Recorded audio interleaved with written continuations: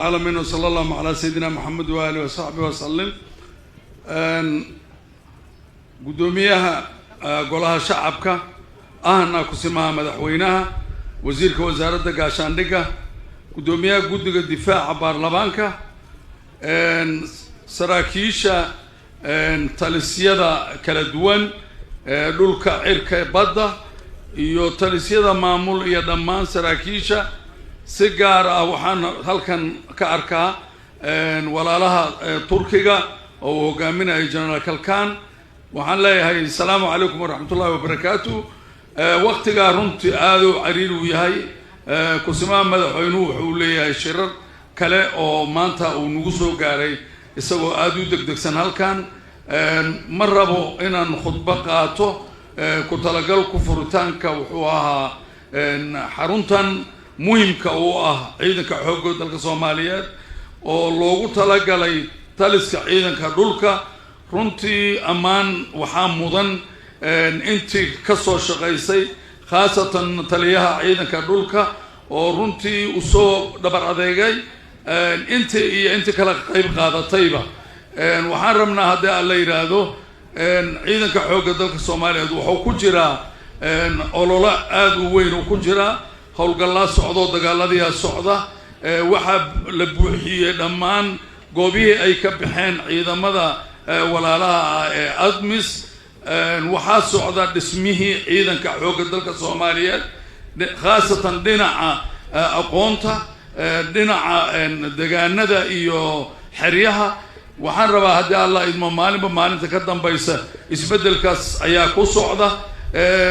dagaalka aan kula jirno khawaarijta runtii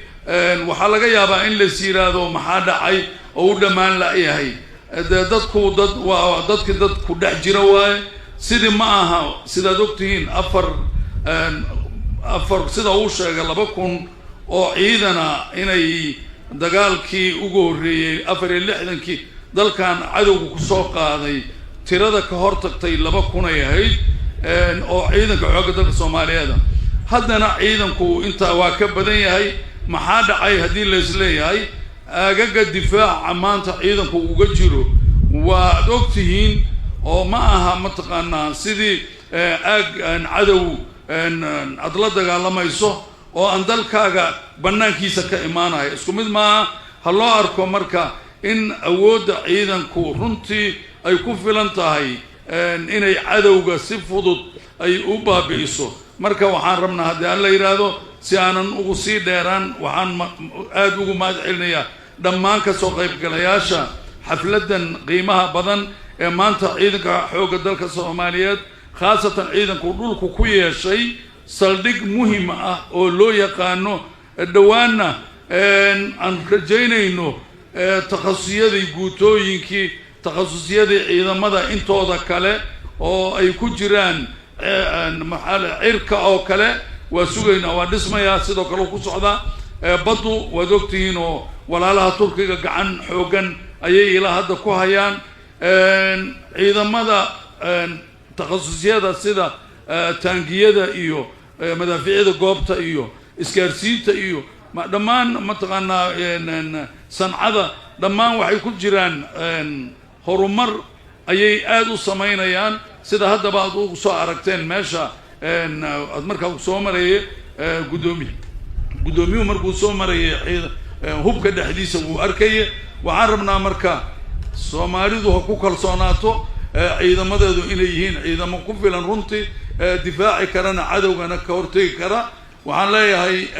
anoo aad soo gaabinaya aad waxa u mahadsan ka soo qaybgalayaasha xafladan runtii aad ka muhiimka noogu ah waxaan leenahay